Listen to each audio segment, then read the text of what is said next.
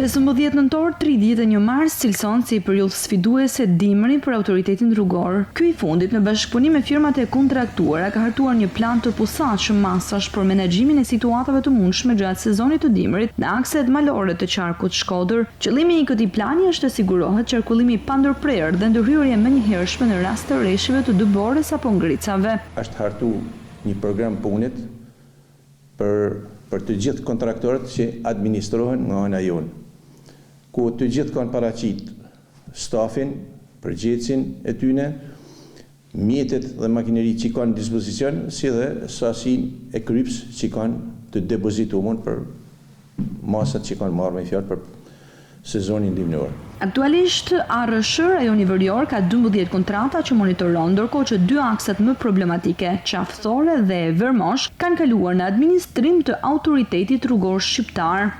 Aktualisht janë 12 kontrata, sepse 2 niqen nga ARSH-ja, nga drejtoria e përgjithshme e jona me fjalë, Thethi dhe Vermoshi administrohen prej tyre, ndërsa nga ne janë 12 kontrata.